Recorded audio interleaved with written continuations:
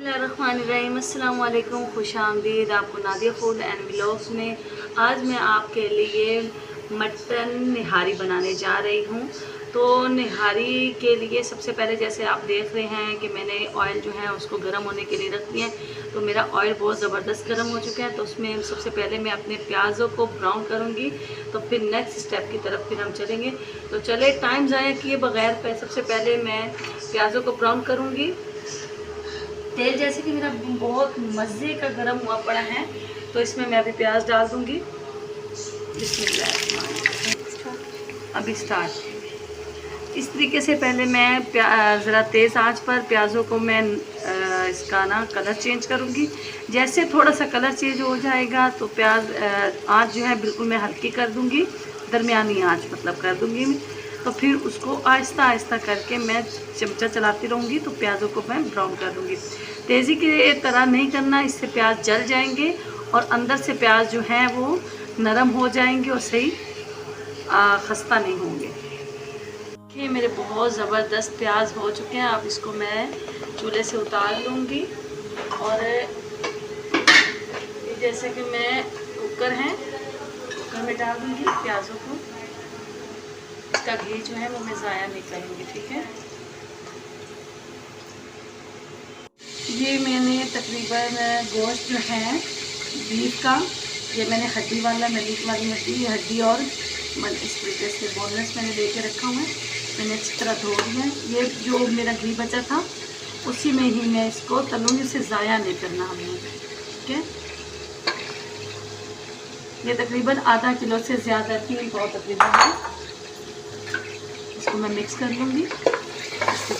इसका मैं तब तक इसको मैं भूनूंगी, इसका कलर चेंज होने तक। और ये मैंने लहसुन का पेस्ट बना के रखा हुआ था, तकरीबन 2 चम्मच जो है लहसुन का पेस्ट वो मैंने इसमें ऐड कर दिया। लहसुन मैंने ज़्यादा डाला है क्योंकि गोश्त की जो स्मेल होती है वो ख़त्म करने के लिए। इसको मैं कलर चेंज होने तक भूनूंगी।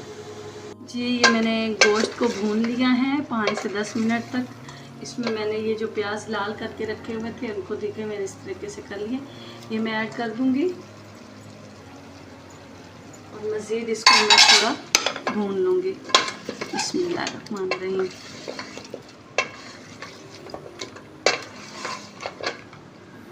जी ये देखिए मैंने पानी में बेसन जो 4 चम्मच तकरीबन मैंने 4 चम्मच भर के मैंने डाल लिया। और ये मसाला निहारी मसाला जो मैंने पहले तैयार करके रखा हुआ था वो इसमें मैं ऐड कर लूँगी और अच्छी तरह मिक्स कर लूँगी। तो ये मैं आपको बता दूँ कि इसमें ने क्या क्या मसाले में मेरे पास पहले मसाला पड़ा था, मैंने कहा ऐसे तरीके से बना लूँ। तो मैं इंशाल्लाह ताला बहुत जल्द आपके सामने निहारी मसाला भी मैं आपको बनाकर दिखाऊँगी। ये देखिए इस तरीके से मैंने इसको भून लिया है। इसमें मैं पानी चढ़ा दूँगी।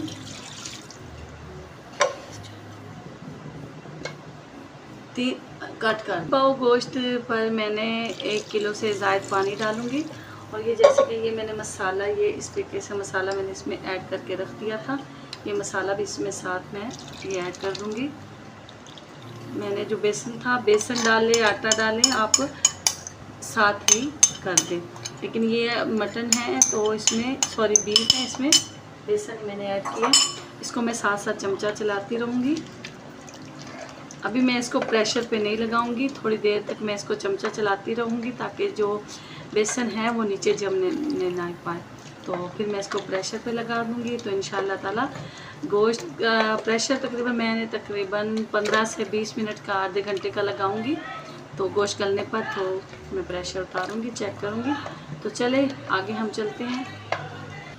जी तो जी मैंने ये प्रेशर लगा दिया था। उसके बाद उतारने के बाद देखिए आटा जो है अल्हम्दुलिल्लाह बिल्कुल मिक्स हो गए हैं, गिल्टियाँ वगैरह नहीं बनी क्योंकि मैंने उसको पहले भी अच्छी तरह मिक्स करती रही हूँ। तो अभी हम बस सर्व करते हैं। तो अल्हम्दुलिल्लाह मेरी निहारी बिल्कुल तैयार हैं। तो अभी हम आपके सामने सर्व करते हैं। तो मैंने जैसे कि मसाले इसमें आपके सामने मैंने पहले तैयार करके डाल दिए थे। तो मैं इंशाल्लाह ताला मसाले बहुत जल्द आपके सामने बनाऊंगी। तो आपको स्पेशल एक जो है मैं बनाकर आपके सामने लेकर आऊँगी निहारी का। तो ये मटन निहारी मैंने बीफ निहारी बनाई है, तो मटन निहारी इंशाल्लाह जब बनाऊँगी तो मैं आपके सामने, हो सकता है मैं आपको पहले ही मसाले बता दूं, तो हो सकता है मैं आपको साथ ही मसाले तैयार करके साथ ही मैं निहारी बनाऊं। तो चले भी सर्व करते हैं फिर। चले जी अल्हम्दुलिल्लाह, तो मेरी निहारी बिल्कुल तैयार है। मज़ेदार निहारी, अदरक और नींबू, और आप सर्व करें। और इंशाल्लाह ताला नेक्स्ट टाइम नई एक डिश के साथ हाजिर होंगी। ज़िंदगी रही तो ज़रूर मुलाकात होगी। अल्लाह ताला आप सबका हामी और नासिर हो। पाकिस्तान जिंदाबाद। अल्लाह हाफिज़।